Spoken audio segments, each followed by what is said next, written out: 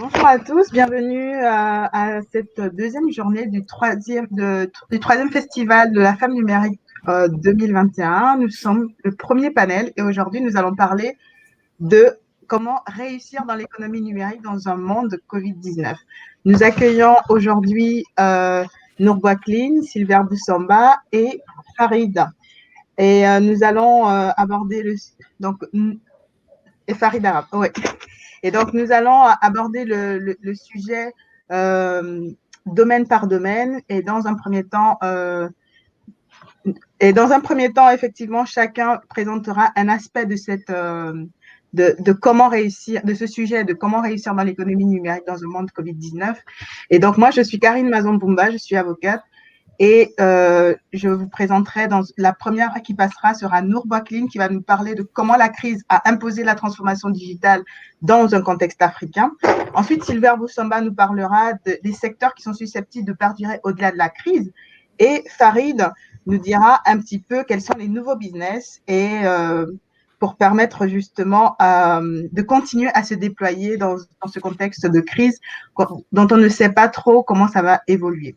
Donc, on va démarrer tout de suite avec ce panel qui est réussir dans l'économie numérique dans un monde Covid-19 et Nour Bouaklin, qui est spécialiste marketing et management, va nous dire un petit peu comment cette crise s'est imposée et de son point de vue, comment est-ce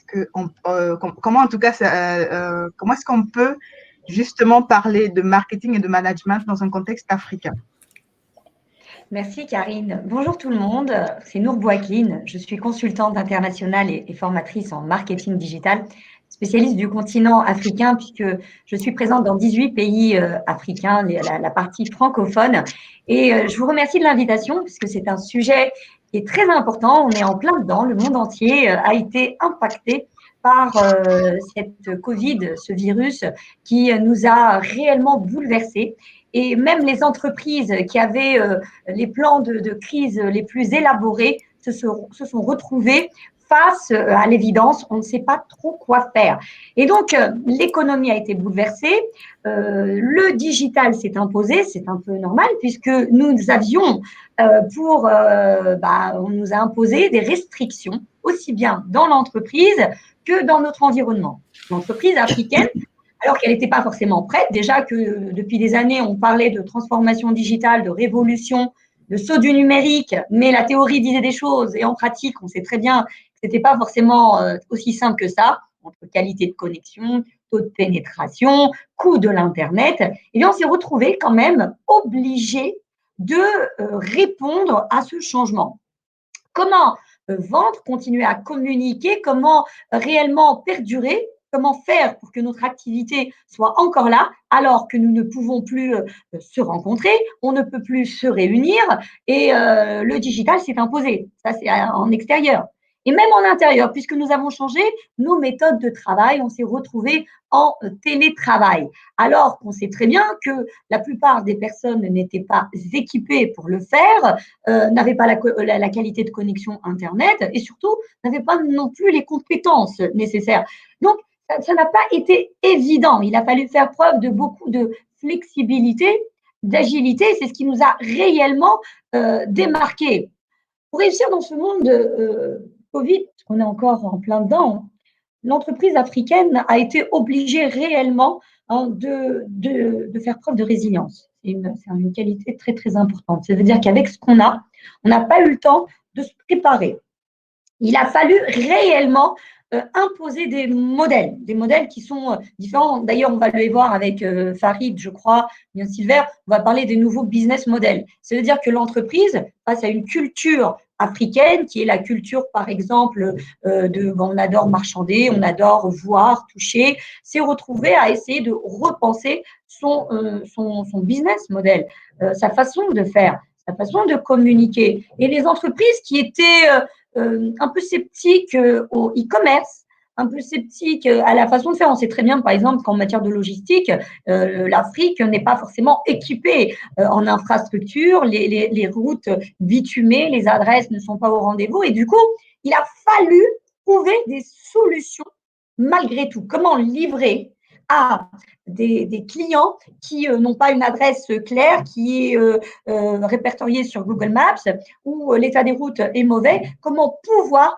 y accéder? Comment faire avec une qualité de connexion qui n'est pas bonne?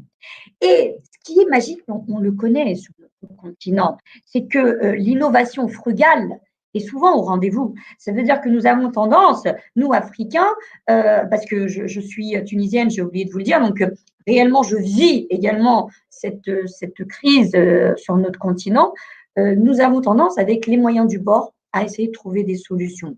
Et on s'est retrouvé réellement, par exemple, on commençait déjà, mais aujourd'hui on le voit de plus en plus, à des ventes qui se font sur WhatsApp. On organise des groupes de discussion et on vend en streaming. Peut-être que dans le reste du monde, on sait que, par exemple, Galeries Lafayette, on fait du streaming sur des plateformes. Eh ben, nous, Africains, on a pris WhatsApp et on a commencé à faire du streaming. On montrait nos articles, on essayait de trouver des solutions, on a organisé des groupes. On sait également que pendant la crise, Facebook a développé ce qu'il appelle les classrooms, et il a permis également à nos vendeurs africains, même s'ils n'ont pas beaucoup les moyens. Et je pense qu'aujourd'hui, on parle de la femme, mais on sait très bien que pour la femme africaine, les nouvelles technologies sont une opportunité parce qu'ils lui permettent, sans lâcher son foyer, toujours en s'occupant de sa famille, de pouvoir avoir également une activité et de vendre ses articles, de vendre ses fruits et de même recevoir de l'argent grâce au mobile money. Donc, ça a été encore une fois une chance pour la femme africaine d'avoir des clients qui ont été obligés de faire avec la technologie. Ça veut dire qu'on n'a plus le choix, le client n'avait plus le choix. Et donc, ce qui est intéressant de retenir, Karine, c'est que l'idéal est d'y voir une opportunité. Bien sûr que c'est une crise. Bien sûr qu'on a été bousculés. Bien sûr qu'on s'est tous couchés le soir en se disant, est-ce que demain on sera encore là? Mais si on s'est levé le lendemain matin en se disant, c'est une opportunité et je dois comprendre en quoi c'est une opportunité, eh bien oui, on aurait pu, et j'espère qu'on l'a fait, et en tout cas il n'est pas trop tard pour le faire, de saisir cette opportunité de digitaliser notre activité. Pourquoi? Parce que grâce à la nouvelle technologie, nous pouvons toucher plus de population. Nous pouvons réduire nos charges et donc profiter de ce Covid, de cette pandémie, pour dire que, au final, nous n'avons pas le choix. Et d'habituer, parce que souvent le blocage, il est culturel. Il est culturel. Nous avons du mal à, d'habitude, moi je passe à l'épicier, je n'ai pas envie d'acheter en ligne. Eh bien, les gens se sont retrouvés. Et le fait de vivre une expérience, si elle est positive, les gens vont continuer, vont dire, ah, je suis rassurée, je vois qu'il n'y a pas de risque. Et donc, il faut vraiment soigner cette expérience. Si j'ai un conseil à donner, notamment à nos femmes entrepreneurs, mais même aux hommes, s'ils nous écoutent, c'est vraiment de profiter de cet instant où on est un peu obligé pour montrer que c'est possible et qu'on peut encore mieux faire. La technologie est une réelle chance pour l'Afrique parce qu'elle donne l'accès à des populations qui ne pouvaient pas faire autrement. Ça, c'est très important. Il faut que la crise Covid pousse également nos gouvernements à y voir une priorité. Les infrastructures, la qualité de connexion. Et enfin, le dernier point qui est en interne dans l'entreprise, c'est que maintenant qu'on a goûté au télétravail, il faut réellement, et on l'a vu, c'est intéressant pour l'entreprise d'avoir une formule un peu hybride, quelques jours à la maison, même pour les femmes, quand on a des enfants, qu'on est obligé de déposer à l'école, où on ne sait pas qui va s'en occuper, eh bien le télétravail peut être une solution. Donc, il est réellement important pour l'entreprise africaine de profiter de cette crise pour se poser les bonnes questions. Cela exige beaucoup d'agilité. Cela exige beaucoup de remise en question et d'humilité. Ça veut dire que les plus grandes entreprises doivent se remettre en question et se dire, n'est-ce pas l'occasion maintenant que nous avons goûté à la technologie de le faire dans les règles de l'art? Et si on arrive réellement à se poser, à réfléchir à ces modèles, je suis certaine que ce que nous considérons aujourd'hui comme une crise, comme un obstacle, comme quelque chose de mauvais, n'était au final qu'une épreuve à vivre pour prendre un meilleur tournant. Encore faut-il avoir cette lucidité et prendre conscience qu'il y a du positif dans tout ça et arrêtons de nous prendre pour des victimes et avançons dans le bon sens.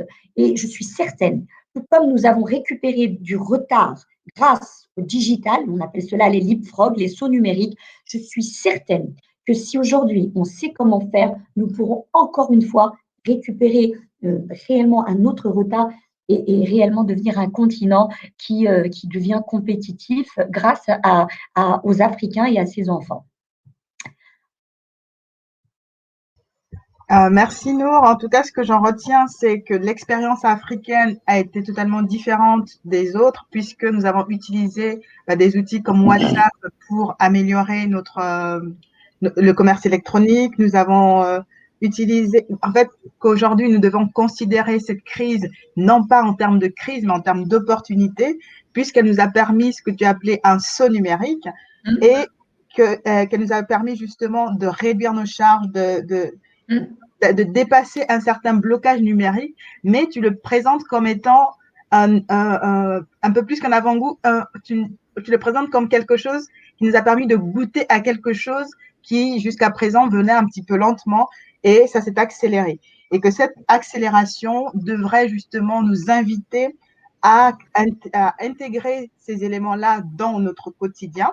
Donc, pour vivre désormais dans une espèce de formule hybride, une fois qu'on sera sorti des restrictions, pour à la fois continuer à améliorer ce qui existe, mais aussi pour aller encore plus loin dans le fonctionnement des entreprises, notamment, par exemple, pour concilier la vie privée et la vie professionnelle grâce au télétravail, et surtout, utiliser l'agilité, une remise en question et une grande humilité pour pouvoir aller encore plus loin. Mais pas seulement au niveau des personnes et des entreprises, mais aussi au niveau institutionnel et donc des États. Donc, je pense que la présentation de comment cette crise s'est imposée, on a eu un vrai cheminement. Il nous a présenté vraiment plusieurs aspects. Et ce qu'on retient, c'est vraiment ce côté opportunité qu'il faut garder et l'ouverture vers laquelle ça nous mène. Donc, en tout cas, merci beaucoup, Nour. Merci, Karine. Très bien résumé. Merci beaucoup. Et donc, je vais justement, puisque Nour nous a ouvert un chemin d'opportunité, elle nous a ouvert justement une perspective qui nous sort du contexte purement crise, on va aller justement on va continuer sur la suite. Quels sont les secteurs qui sont susceptibles? Parce qu'on a parlé d'une accélération, mais cette accélération a créé certainement des business qui étaient profondément liés à la crise elle-même, mais qu'est-ce qui va perdurer à la suite de cette crise en fait? Comment est-ce qu'on continue, comment est-ce qu'on peut évoluer dans ce contexte au niveau entrepreneurial? Donc, je vais laisser Sylvère Boussamba nous donner son point de vue par rapport aux secteurs qui ont la possibilité de perdurer au-delà de la crise, justement, à la suite de, enfin, toujours pendant ce contexte qui continue et peut-être encore un peu plus tard. Donc, Sylvain, je te donne la parole. Merci Karine pour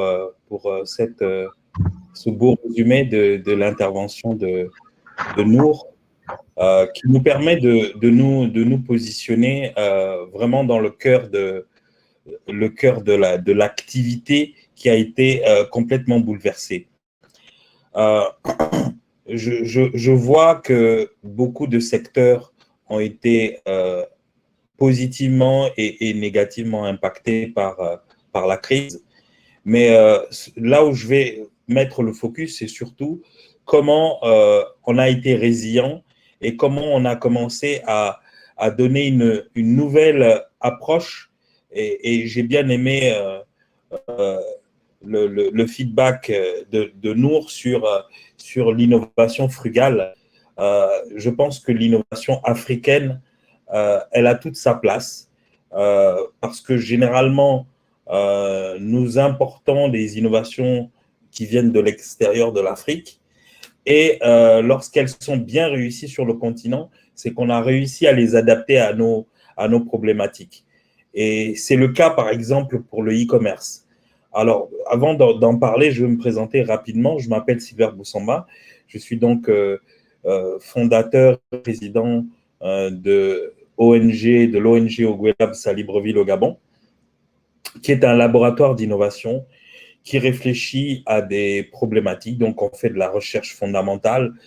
Donc, c'est purement théorique sur des problèmes de société, des problèmes économiques, sociaux. Mais on utilise 3 outils, le numérique, l'éducation et l'entrepreneuriat pour résoudre ces problèmes. Et dans ce cadre-là, on a effectivement créé une école qui s'appelle l'école 241, qui forme de manière intensive et accélérée des jeunes gabonais au métier du numérique. C'est un exercice difficile qu'on a démarré en 2018 parce que c'est une école qui est gratuite pour eux et qui les insère professionnellement. Mais je peux dire aujourd'hui, heureusement qu'on a justement ouvert cette école parce que lorsqu'en 2020, on a été frappé de plein fouet par la crise et que ça a été difficile de pouvoir insérer les jeunes sur le marché, ben, il a fallu se réinventer. Et tout ça, ça fait partie des choses que l'on a fait. Et la première chose qui a été tout de suite évident chez nous, c'était le cri d'alarme, c'était le cri de détresse des artisans, des commerçants et des entrepreneurs qui se sont retrouvés coupés de l'univers physique à cause des différentes restrictions, qui n'ont pu continuer à communiquer, à échanger dans l'univers physique avec leurs prospects, avec leurs clients, et qui a eu un impact économique foudroyant sur leur activité économique. Et donc, on a vu plusieurs commerçants, artisans, ce qu'on appelle les MPME, micro, petites et moyennes entreprises, souffrir, être frappés de plein fouet. Et tout de suite, la réaction a été la suivante pour nous, et je crois que c'est la même réaction en termes de conseils ici, c'est de faire des pivots. On a fait un pivot en se focalisant désormais sur l'accompagnement des artisans et des commerçants. Mais on les accompagne vers le e-commerce. Alors, c'est vrai, nous, on en a parlé, il y a eu des déclinaisons, en fait, de nouvelles déclinaisons qui se sont accentuées du e-commerce. On parle par exemple du C-commerce, donc qui est le conversational commerce, donc tout le commerce qui se fait sur les plateformes de messagerie. Elles sont devenues maintenant des plateformes à partir desquelles les commerçants, les artisans, les MPME rentraient en contact avec leurs prospects, rentraient en contact avec leurs clients pour continuer à exister. Donc, il y avait des problématiques, des enjeux, on va dire, de survie pour certains.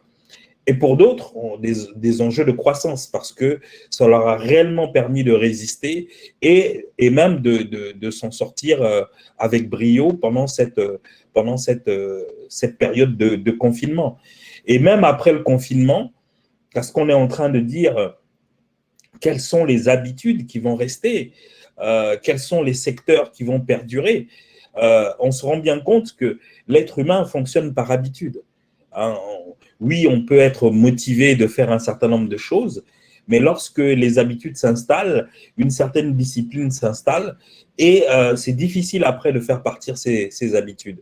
Donc, on a vu de nouvelles habitudes s'imposer, s'installer dans le e-commerce. Il y a une autre dimension aussi du social selling qui s'est vraiment imposée, cette capacité qu'ont développé les commerçants, les artisans à pouvoir s'emparer en fait des réseaux sociaux pour continuer à garder du lien, à continuer à apporter du support, à continuer à apporter de la valeur à leurs clients. Et ça, c'est vraiment le grand phénomène autour du e-commerce. C'est vrai que les plateformes de e-commerce traditionnelles, elles aussi, ont vu une croissance sans précédent. Elle n'existe pas dans tous les pays. Le niveau de maturité du e-commerce est différent d'une région à une autre.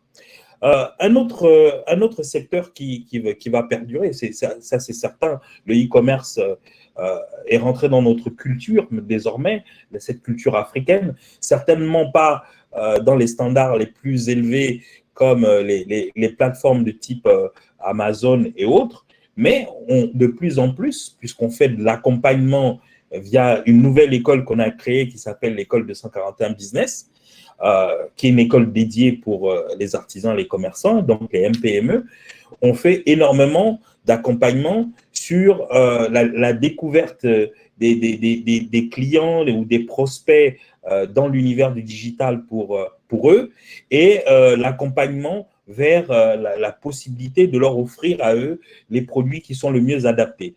Et donc, on peut dire que ce e-commerce qui est du social selling, qui est du e-commerce, est vraiment en train de se développer. Il y a une explosion qui ne va pas s'arrêter et ça va aller de croissance en croissance au fil des mois.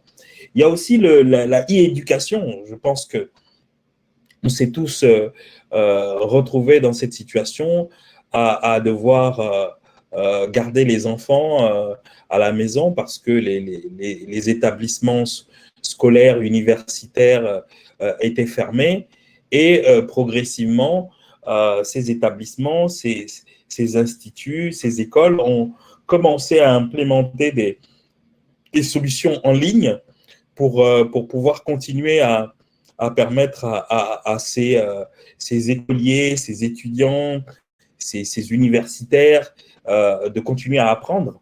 Et donc, des plateformes qui existaient ou alors des plateformes qui ont vu le jour ont commencé à pousser progressivement un peu partout dans les écosystèmes africains.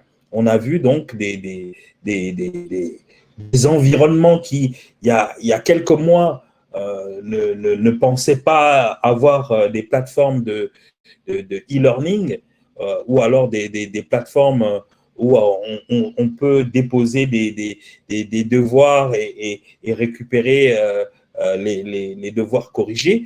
Et ce n'était pas vraiment dans nos habitudes. Et là, on a vu des établissements, des universités se lancer et développer des plateformes ou alors adopter des plateformes. Et ça, aujourd'hui, on se rend bien compte que les restrictions ne sont pas terminées. On réduit jusqu'à présent le nombre de personnes dans différents endroits, ce qui fait que, vu des fois sur le continent, le nombre de personnes capables réduit de pouvoir accéder à des cours dans le physique à cause des fois du manque d'infrastructures, ben, on se rend bien compte que le digital, donc suivre des cours en ligne, est une alternative qui va rester parce que ça permet déjà de résoudre un problème de capacité, mais en plus, ça permet de pouvoir continuer à apprendre pendant que il y a des restrictions. Alors nous, pour le cas du Gabon, on est passé d'un confinement de mars presque jusqu'à septembre 2020. Et après, il y a eu une période un peu plus ouverte. Et là, on est reparti avec un couvre-feu et des restrictions. Donc, ça va en dents de scie. Et quelque part, les plateformes éducatives qui avaient été mises en place pour la période de confinement et qu'on s'est dit qu'on allait fermer, on les a réouvertes. Donc, quelque part, tant qu'il y a cette pandémie, on ne va pas s'arrêter d'utiliser ces plateformes.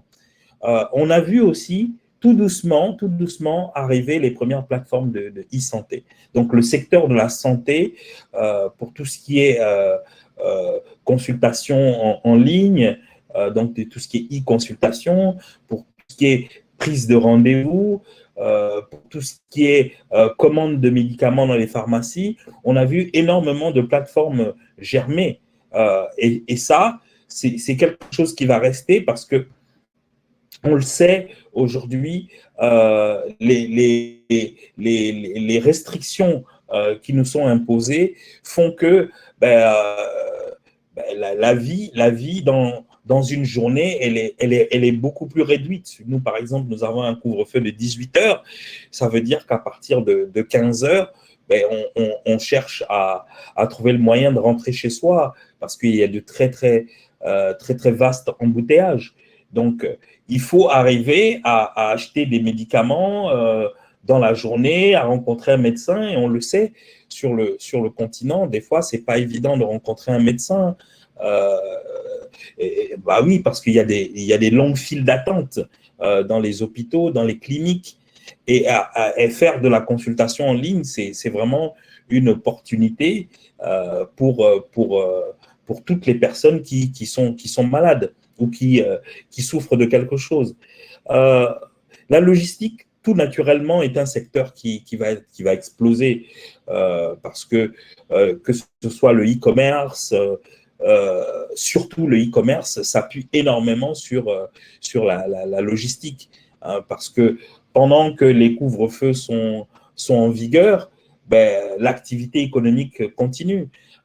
Et même certaines frontières sont fermées à certaines destinations, ou alors les frontières terrestres, mais on se rend bien compte que l'activité économique continue. Donc, la dimension logistique est très importante et je pense que celle-là aussi ne va pas s'arrêter. Il y a une dimension aussi, on en a parlé, on a parlé du télétravail, ce qui veut dire que tout le secteur autour des outils de collaboration, de management de projets vont être là. Tout ce secteur est là pour rester parce qu'on a pris des habitudes de travailler de manière beaucoup plus digitale donc, en ce qui concerne le travail en interne dans l'entreprise. Donc, quelque part, on voit bien que le numérique change de manière drastique la manière avec laquelle on se divertit, avec laquelle on mange, avec laquelle on fait du sport, avec laquelle on s'éduque.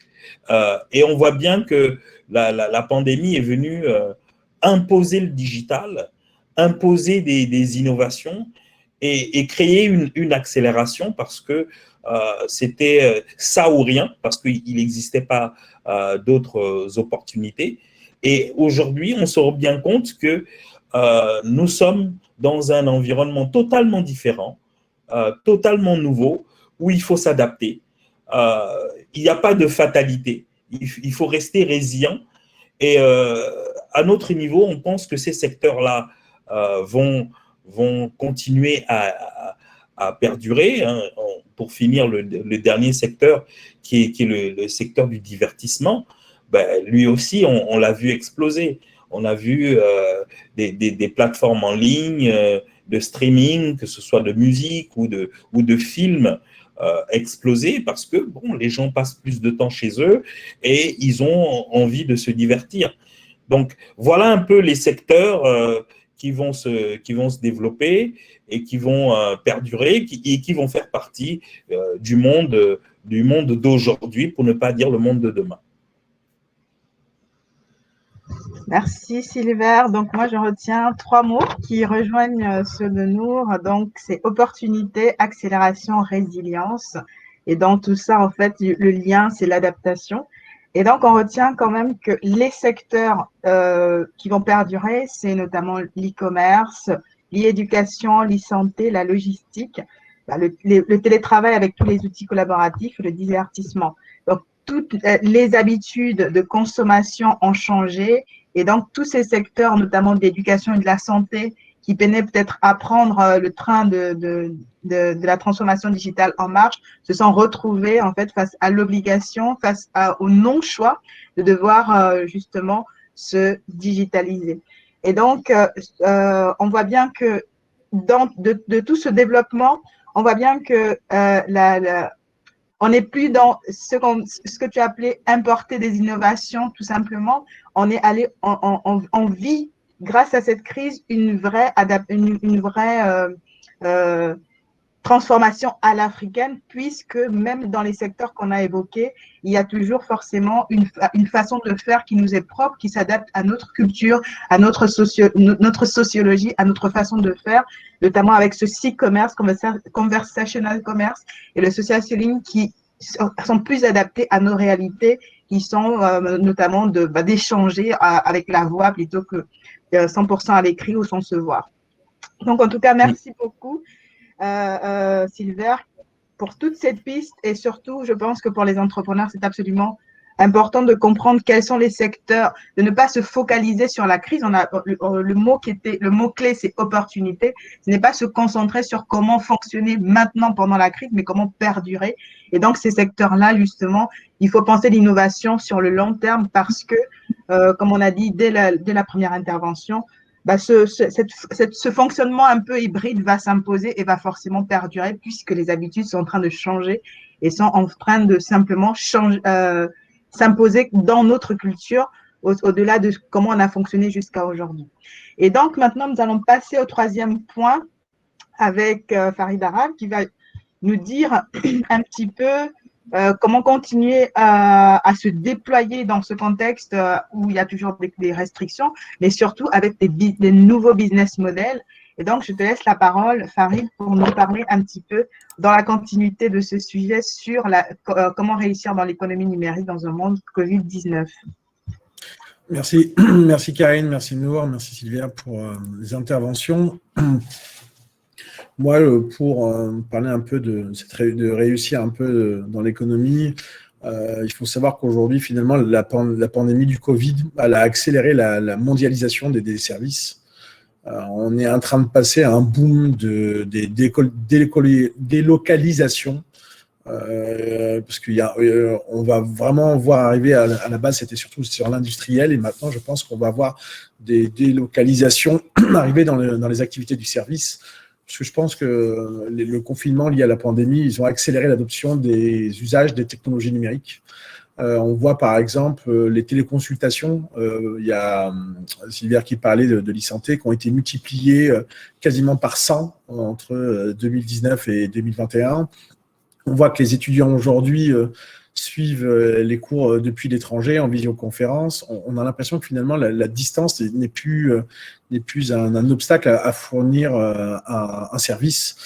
Donc on va avoir, je pense, un mouvement de sous-traitance qui va pouvoir se faire entre les pays européens, américains, peut-être vers l'Afrique. Il y a même des services aujourd'hui comme la comptabilité, le marketing, qui ont été externalisés. Et aujourd'hui, je pense que on a moins peur d'externaliser ces services, et donc on va commencer aussi à avoir une concurrence qui est mondialisée sur les services. Donc on va avoir des opportunités à saisir puisque les frontières sont fermées. Nous, on avait des grosses problématiques en Afrique de fuite des cerveaux. Alors moi, j'ai des chiffres pour le Maghreb, mais je crois que Maroc, Tunisie, Algérie réunis, c'était 50 000 majeurs de promo chaque année qui partaient en Europe. Donc, pour vous dire à quel point on avait une vraie fuite des cerveaux qui était en train de se passer. Donc là, il y a des opportunités vis-à-vis aujourd'hui des jeunes, puisqu'ils vont devoir pour l'instant rester ici. Donc, ils vont peut-être aussi devoir construire le monde de demain dès l'Afrique, parce qu'on avait une vraie problématique, c'est que nos talents partaient à l'étranger, et donc on avait de moins en moins de gens qui restaient au pays. On avait des grosses problématiques de management.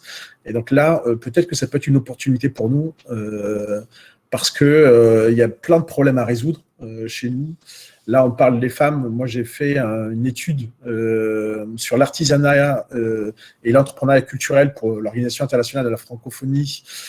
C'était déjà en début 2020, c'était janvier-février. Et en faisant un peu le tour d'Afrique, on avait fait le Rwanda, le Sénégal, l'Algérie, le Maroc, la Tunisie et le Bénin. Et les gens qu'on avait rencontrés dans le domaine de l'artisanat, du tourisme à l'époque, ils avaient des grosses problématiques parce qu'il y avait de moins en moins de gens qui venaient acheter. Alors là, maintenant, avec la fermeture des frontières, on se retrouve avec beaucoup de femmes aujourd'hui qui ne peuvent plus vendre. C'était aussi souvent, même pour certains, un manque à gagner qui était un peu énorme. parce qu'aujourd'hui, elle arrivait à subvenir à leur famille. On parle pas beaucoup aussi, mais c'est des femmes qui sont monoparentales, enfin, qui ont des enfants qui doivent prendre en charge et qui finalement vendaient au marché. Il y a eu des fermetures de frontières, donc ça a été des vraies problématiques. Donc nous, on avait fait un peu le tour d'Afrique. Avant que le Covid arrive, c'était déjà des problématiques. Maintenant, on voit qu'avec les fermetures des frontières, ils vont avoir de moins en moins accès parce que souvent, les gens, quand ils voyageaient, ils faisaient du tourisme. Ils faisaient du tourisme pour pouvoir accéder à l'artisanat. Comme l'artisanat s'est arrêté, il y a eu des vraies problématiques. Donc nous, on était passé, on avait regardé et je pense que c'est Nour qu'on a parlé. Nous, on avait remarqué que WhatsApp était utilisé comme une plateforme d'e-commerce et je pense que c'est même pour ça qu'aujourd'hui, Facebook a lancé WhatsApp Business où on peut y mettre moi, j'avais vu un peu les manières de faire des artisans où ce qu'ils faisaient, c'est qu'ils mettaient des photos de leurs produits à l'intérieur de WhatsApp. Ils mettaient quasiment des catalogues et ils envoyaient pour que les gens puissent regarder un petit peu leurs produits. Et donc, ce qui était intéressant, c'est de voir qu'elles avaient automatiquement, c'était adapté à ces nouvelles manières de vendre, parce que le gros problème que nous, on a souvent, c'est des problèmes de logistique, on a des problèmes de bancarisation. Aujourd'hui, c'est ça qui nous freine un peu, c'est qu'on a aujourd'hui très peu de gens qui sont bancarisés. Alors, heureusement que pour nous, en Afrique, on a le M-PSA pour certains pays, on a la possibilité de faire du paiement par mobile. Et donc, nous, ce qu'on avait vu comme usage, c'était qu'en utilisant WhatsApp, ils envoyaient leurs photos, les gens étaient d'accord pour pouvoir acheter, ils envoyaient à peu près des modèles, les femmes faisaient de l'artisanat, les hommes, par exemple, s'il y avait de la menuiserie, donc différents artisans ont travaillé. Quand c'était terminé, ils envoyaient les photos et les gens envoyaient en mobile monnaie, payer et venir récupérer aujourd'hui leurs marchandises. Donc, ce qui est intéressant, c'est que ce modèle, j'espère qu'il a pu progresser parce que ça permet finalement de digitaliser. Parce que nous, aujourd'hui, on a très peu de gens qui vendent sur Internet, très peu de sites Internet pour les tourismes, pas pour les gens qui travaillent dans le tourisme, pour les gens qui travaillent dans l'artisanat et l'entrepreneuriat culturel. Parce que le Covid a aussi créé des gros problèmes pour les artistes, les musiciens, les musiciennes, même le monde du mannequinat, tous les travaux qui sont dédiés aujourd'hui au domaine de la culture ont été aussi arrêtés. Donc, les troupes de musique qui finalement voyaient du public. Et donc, ça a créé des vraies problématiques où on a empêché les gens à la fois dans le tourisme, dans l'artisanat et dans la culture, et ce qui sont quand même beaucoup des métiers aussi liés aussi aux femmes en Afrique, à exercer leur métier. Et donc ça crée des grosses problématiques. WhatsApp, comme je disais tout à l'heure, a pu être une solution. Quand les frontières se sont fermées, là, les gens n'ont pas pu se déplacer. Alors, l'une des chances qu'on a au fur et à mesure, c'est que les frontières sont totalement fermées en Europe, en Afrique. Mais ce qui est bien, c'est que nous, maintenant, ça commence. Moi, j'étais au Maroc là, il y a 2-3 jours. Mon ami Chris était parti au Cameroun. Et on voit que les frontières se rouvrent, donc les gens commencent à retravailler. Mais la problématique, c'est que il y a beaucoup d'économies en Afrique qui sont dédiées au tourisme, sont toujours fermées. Et donc, il faut repenser des modèles, repenser des manières de faire. Et ce qu'aurait pu être une chance pour nous, c'était de créer des modèles avec la logistique. Et donc, d'envoyer à l'étranger fait que ce n'est pas possible. Donc, moi, j'ai quand même beaucoup de mal à imaginer aujourd'hui comment les gens vont réussir tant que les frontières sont fermées, parce qu'on ne peut pas faire d'export, on ne peut pas aujourd'hui avoir de tourisme qui arrive, l'artisanat. Et donc, il y a des nouveaux modèles qui sont en train de se créer pour certains, où ils ont digitalisé leur savoir, où on est passé finalement d'un artisanat où les gens produisaient on va dire un objet et les touristes venaient le vendre à une sorte de digitalisation de l'apprentissage. Et donc, on a des artisans aujourd'hui qui ont réussi cette transformation. C'est qu'au lieu de vendre un objet où il y avait des touristes qui venaient et ils le vendaient, c'est que maintenant, ils vendent un savoir. Donc, ils se filment. Ils ont souvent leurs enfants, leurs amis qui sont près d'eux et qui filment comment, par exemple, faire de la poterie, comment faire une sculpture et qui essayent de vendre ça aujourd'hui sur des expériences Airbnb, sur des sites spécialisés où ils vont avoir des formes d'1 heure, 2 heures, 3 heures, vendre leur expertise en disant attention, si vous voulez faire ça, donc ça devient un apprentissage, ça devient aujourd'hui un savoir qui se vend. Et moi, je pense que ça peut être un modèle qui peut réussir tant que les frontières ne sont pas ouvertes, pour en tout cas le domaine de l'artisanat. L'entrepreneuriat culturel, on a ça aussi de plus en plus où des gens essaient de se produire sur Instagram, sur Facebook. Le problème aujourd'hui, c'est le paiement. C'est que ces artisans culturels, on a vu qu'ils n'avaient pas encore la possibilité finalement de pouvoir monétiser leur audience. Alors, il y en a maintenant qui arrivent. On a des plateformes comme Twitch où aujourd'hui, on a un peu ce qu'on appelle être payé au chapeau. Ça veut dire qu'on peut faire un concert, on peut se produire sur Twitch, par exemple, quand on est africain, et aujourd'hui avoir de l'argent qu'on peut récupérer. On a encore une autre problématique aussi, nous, à résoudre en Afrique, c'est cette bancarisation, où même si on se fait payer, il faut pouvoir récupérer l'argent, il faut pouvoir rendre cet argent liquide, parce que souvent, on est payé en PayPal, on est payé difficilement en Afrique. Ça aussi, c'est un autre problème avec les banques centrales qu'il va falloir un jour résoudre, qui nous permettrait aujourd'hui de pouvoir gagner de l'argent et de le dépenser dessus. Là, par exemple, j'ai vu qu'Orange avait de très gros problèmes. Je crois qu'ils sont endettés. Ils veulent vendre même leur partie Orange Money. Alors qu'on sait que beaucoup, nous, en Afrique francophone, c'est un acteur majeur du paiement mobile. Donc, j'espère que d'autres opérateurs, en tout cas télécoms, vont pouvoir essayer de trouver une alternative à ça.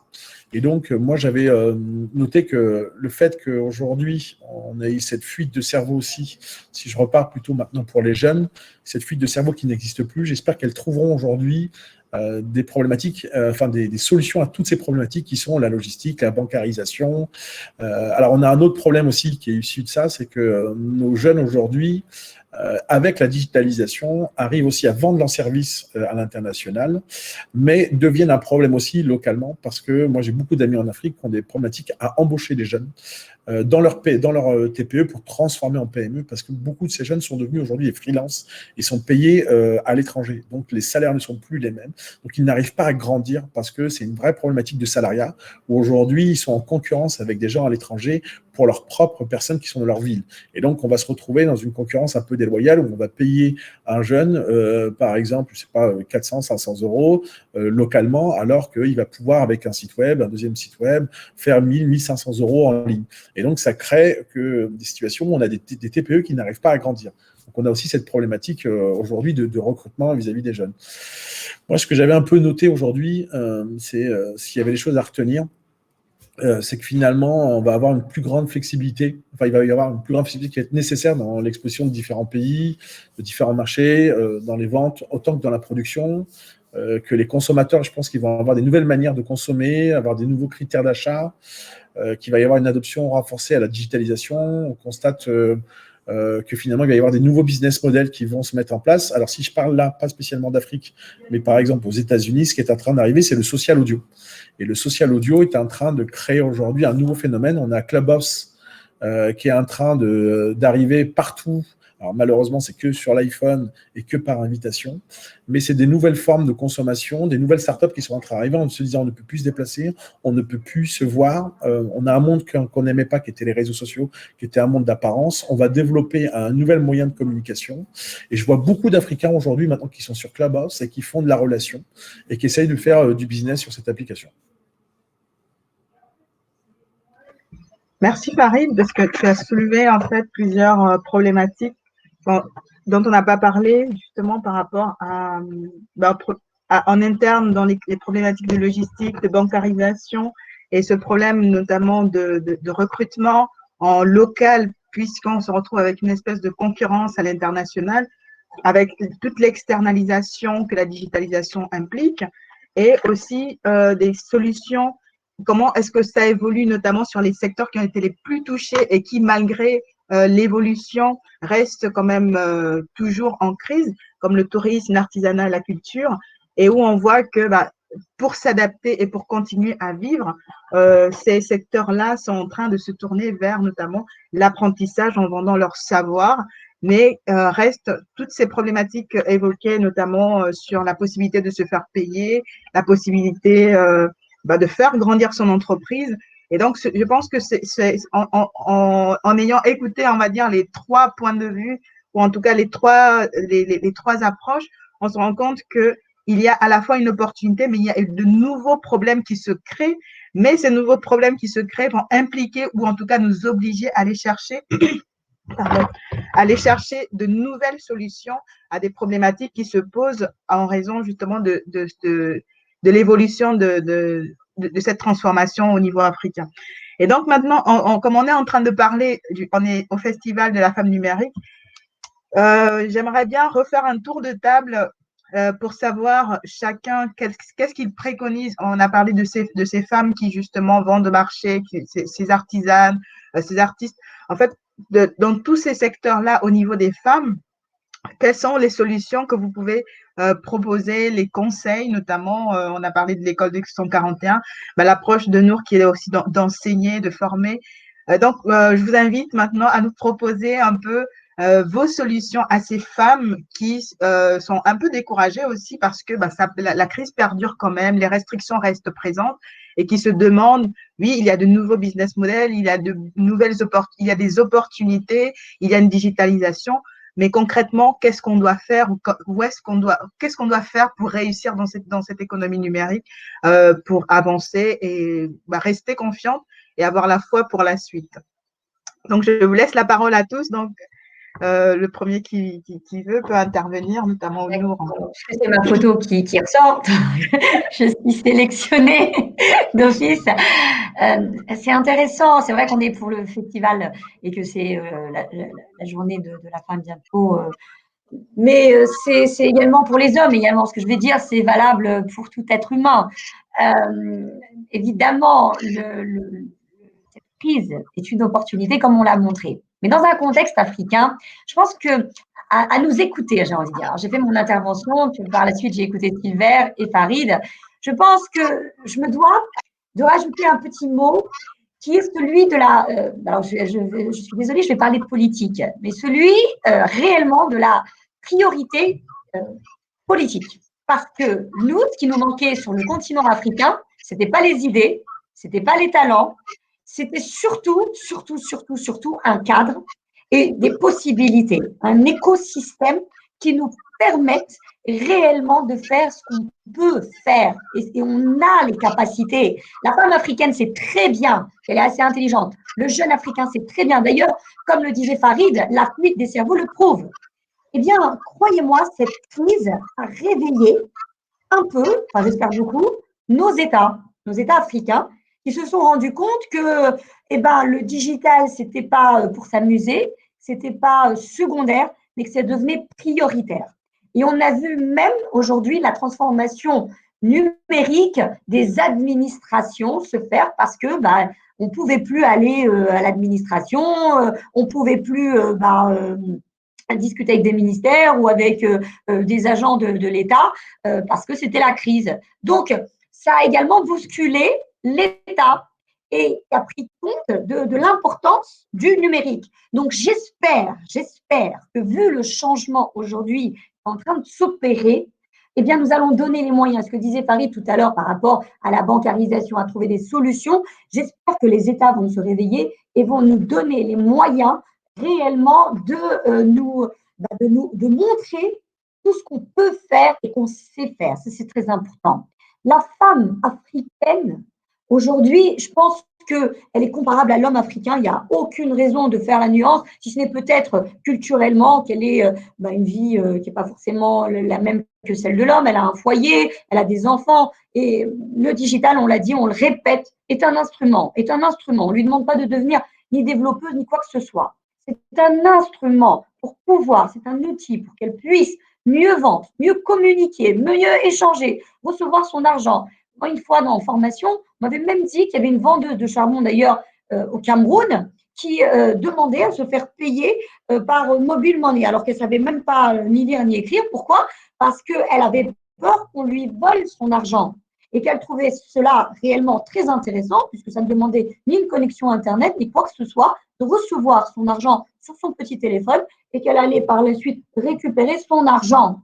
Donc, conseil, astuce, évidemment, c'est de s'adapter à un contexte et de vous dire, mesdames, depuis le temps qu'on vous le dit, le numérique est une opportunité. Eh bien, heureusement, et on a envie de remercier Covid pour le coup, de lui dire merci d'avoir bousculé les choses et au final d'avoir obligé ces gens qui nous gouvernent et les gens qui ont du pouvoir et qui peuvent changer les choses à peut-être se bouger. Ils sont en train en tout cas de se bouger. Les entreprises sont en train de changer grâce notamment à ce qui est en train de se passer. C'est l'écosystème est très important. Eh bien, mesdames, profitez-en, prenez confiance en vous. Aujourd'hui, c'est une réelle chance. On parle de WhatsApp, certes, et d'ailleurs, comme le disait si bien Farid, oui, moi j'ai assisté. Je pense que c'est surtout WhatsApp qui s'est adapté à ce qu'on faisait en tant qu'Africains, puis dans d'autres pays du monde, c'est que le Brésil et l'Inde sont des grands utilisateurs de WhatsApp également, et c'est eux qui se sont adaptés pour nous offrir une solution WhatsApp Business. Moi, je suis la première à le faire, il y a toute ma vitrine sur mon profil, avec tout ce que je propose. Eh bien, aujourd'hui, passons à une vitesse supérieure, mais toujours à l'africaine. Ça veut dire que si une femme ne sait pas lire et écrire, aujourd'hui, nous avons des solutions par la voix. C'est d'ailleurs pour ça que WhatsApp a percé. Et aujourd'hui, il faut qu'on comprenne que nous devons nous construire avec un modèle africain qui tient compte de nos réalités. La e-santé, c'est une chance pour un continent où l'infrastructure n'est pas présente sanitaire. Eh bien, aujourd'hui, au niveau d'un dispensaire, savoir qu'on peut avoir le diagnostic d'un ophtalmo alors qu'en face de nous, c'est un généraliste qui prend juste une photo de notre rétine à travers une application e-santé et on a le diagnostic d'un médecin qui est à 200 km, c'est une chance. Encore une fois, revenons à la femme. La femme africaine doit prendre confiance en elle, doit croire en ses idées et doit réellement s'adapter à ce contexte. Il y aura toujours une solution. Il ne faut pas faire comme, j'ai rien contre les Américains, mais je veux dire par là, il ne faut pas non plus regarder à chaque fois les États-Unis, l'Europe et se dire, mais nous, c'est rien par rapport. Nous, on construit nos modèles. Ça, c'est très important. Et la preuve, c'est que même en e-commerce, on l'a fait à notre façon. On a un e-commerce avec paiement à la livraison, avec plein de choses. C'est vrai que c'est peut-être un peu bricolage. Je suis certaine qu'en respectant la culture, en respectant ce qu'on est, nous pouvons réellement construire une Afrique différente. Et la femme fait partie, et on le sait, hein, d'ailleurs, la femme africaine est très respectée parce qu'on sait que c'est la mère, parce qu'on sait que c'est la sœur, parce qu'on sait que c'est l'épouse, et on sait que sans elle, le continent ne serait rien. Donc, il est temps réellement de s'exprimer, il est temps réellement de profiter et de voir dans cette crise une réelle opportunité. Je voulais rebondir parce que je veux donner la main à Sylvia après moi. Parce que je pense qu'aujourd'hui, une des solutions de notre Afrique, entre parenthèses, c'est aussi son intégration par les tiers-lieux. Moi, je pense qu'aujourd'hui, il y a des lieux qui sont aujourd'hui là pour capter. Moi, j'ai travaillé des années. Hein. J'ai fait 10 ans dans 20 pays africains, j'ai construit des communautés et j'ai compris à mes dépens, bien longtemps après, qu'on doit construire des lieux qui sont des oasis pour que les gens puissent venir et y créer des écosystèmes. La Silicon Valley, l'Europe, tout s'est construit à travers des lieux physiques. Je crois de moins en moins, moi, au contraire, à la digitalisation des gens, mais bien au contraire, que les gens se rencontrent, se voient, surtout en Afrique, nos femmes, nos mères, nos sœurs, pour qu'elles puissent venir dans les écoles de 141 partout en Afrique, parce qu'il y a des gens qui vont les accompagner, je crois, de plus en plus, pas au coaching, mais au mentoring, à travers les entrepreneurs. Sylvain est un entrepreneur, par exemple, où il a pu construire un écosystème. Je voyais encore tout à l'heure, j'étais très heureux de voir ça. J'ai jamais vu ça, même en Europe, aux États-Unis, une structure qui est capable d'accueillir 260 startups, 266, je crois, startups de tout un continent. Moi, je pense que ces lieux-là, aujourd'hui, doivent constituer le premier rempart. Donc, qu'elles partent là-bas, si elles n'arrivent... moi, je ne pense pas qu'on aura des solutions, vous en soyez binaires. Hein. Je rejoins Nour en disant que maintenant, il faut qu'il y ait une prise de responsabilité des gouvernements. Aujourd'hui, ils doivent prendre la responsabilité, les banques centrales doivent agir, on doit avoir la fin de ces histoires de bancarisation, on ne peut plus ni acheter ni vendre. Moi, j'ai des amis qui veulent acheter, avec qui je veux bosser, je suis basé à Paris, j'ai envie de leur envoyer de l'argent. Ils me disent, j'ai eu des gens qui m'ont dit, Farid, c'est une galère, je ne veux pas que tu m'envoies de l'euro, quoi. parce que je dois faire des papiers, je dois faire des documents, je dois prouver pourquoi j'ai reçu de l'argent. On se retrouve dans des situations qui sont complètement incongrues. On a des jeunes talents de folie. Nour l'a dit tout à l'heure, pourquoi on a 50 000 au Maghreb, personnes qui partent en Europe? Et encore, moi, je connais que les chiffres, mais il y en a sûrement au Gabon, il y en a partout en Guinée équatoriale, qui partent vers les Europes, les États-Unis, parce qu'ils vont aller chercher autre chose ailleurs. Et donc, moi, je pense que pour nos femmes qui sont entrepreneurs, artisans, qui travaillent dans ces domaines-là, vu le temps qui arrive aujourd'hui, c'est le temps de la formation. Pour moi, elles ne peuvent pas vendre. Je n'ai pas de solution pour elles aujourd'hui et je pense qu'on n'en aura pas aujourd'hui. C'est qu'elles se forment, qu'elles aillent voir des lieux comme l'école de 141, qu'elles se déplacent, qu'elles expliquent, voilà, moi aujourd'hui, je ne travaille pas, j'ai 2 mois, 3 mois.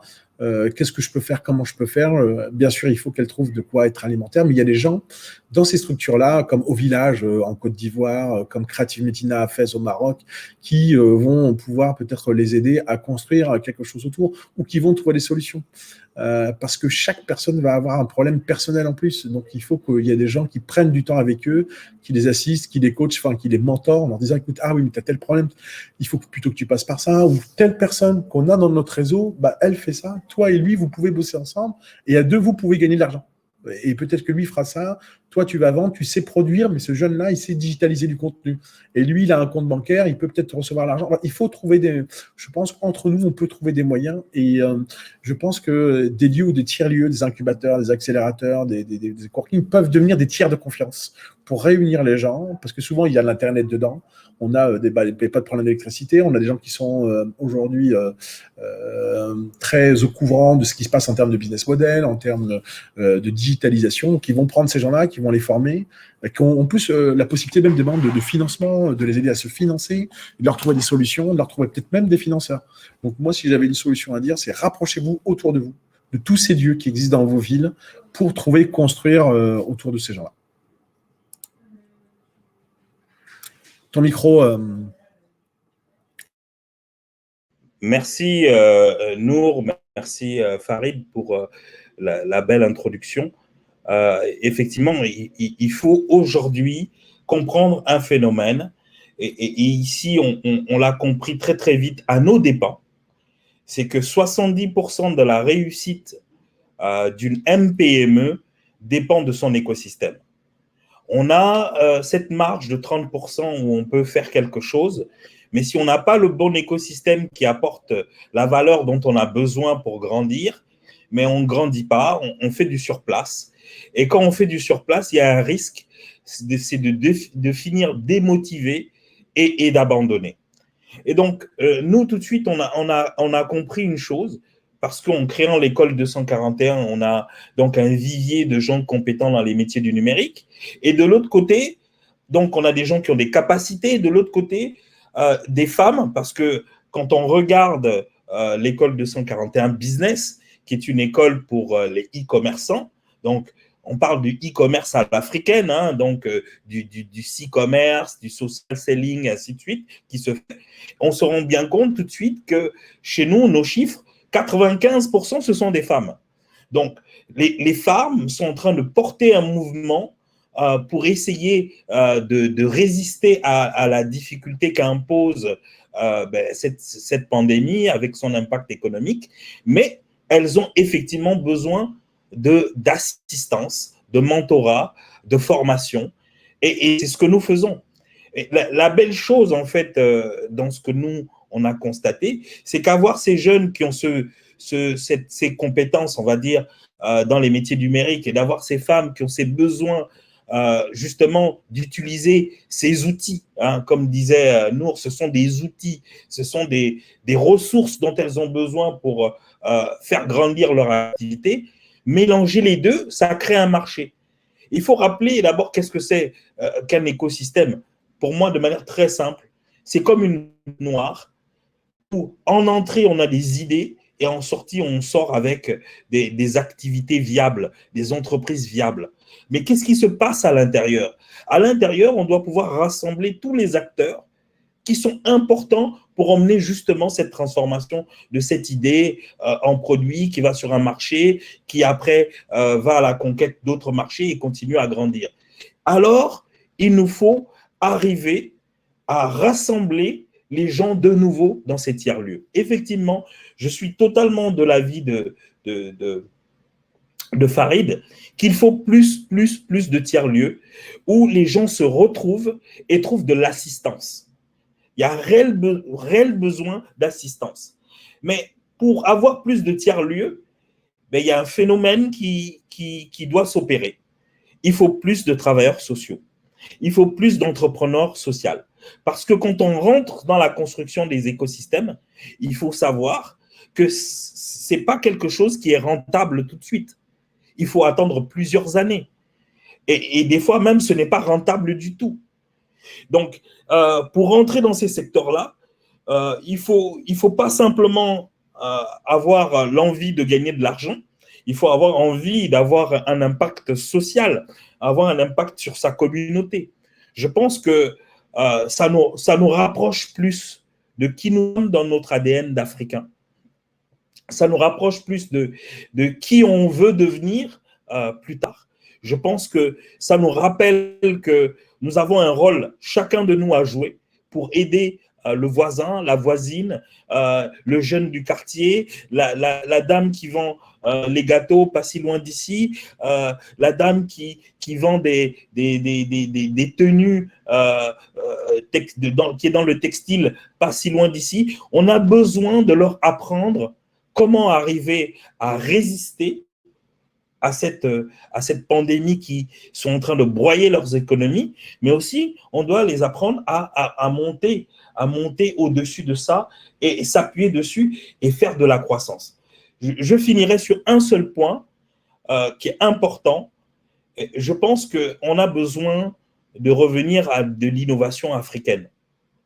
C'est pour ça que derrière ce que je disais au départ, avant l'Afrique importait énormément d'innovation venant de l'extérieur de l'Afrique. Désormais, l'Afrique doit importer de l'innovation qui vient de l'Afrique. Et c'est pour ça que nous, on a lancé dans notre laboratoire d'innovation un programme d'accélération qui accueille les innovations qui viennent d'ailleurs. Parce qu'à l'intérieur de ces innovations, il y a des solutions pour notre marché. Et on a décidé de les déployer sur les 11 pays de la CEAC. Donc, c'est près de 200 millions de potentiels consommateurs, parce que ces innovations qui viennent de Tunisie, qui viennent du Maroc, qui viennent du Cameroun, qui viennent du Niger, qui viennent de la Guinée, qui viennent de partout, il y a des solutions qui ont été trouvées ailleurs, qui sont des solutions pour la RDC, qui sont des solutions pour le Congo-Brazza, qui sont des solutions pour ailleurs. Je pense qu'aujourd'hui, réellement, tous les éléments sont réunis pour que la zone de libre-échange, nous nous emparons complètement de cette zone de libre-échange et que ce marché unique devienne une réalité. Merci à tous. Donc, je ne vais pas reprendre vos mots. Je vais simplement réinterpeller les banques centrales, les politiques pour dire qu'aujourd'hui, ce dont nous avons besoin désormais, c'est un cadre juridique, un cadre politique, un cadre flexible, un cadre agile qui s'adapte. Et je vais résumer surtout la totalité de ce qui a été dit par une belle phrase qu'a dit Nour, qui est qu'en respectant qui nous sommes, en restant ce qu'on est, nous pouvons construire un modèle à l'africaine. Et donc, pour réussir dans l'économie numérique, on dira certes merci Covid, mais on dira aussi merci de respecter qui nous sommes parce que désormais, nous pouvons réussir à l'africaine.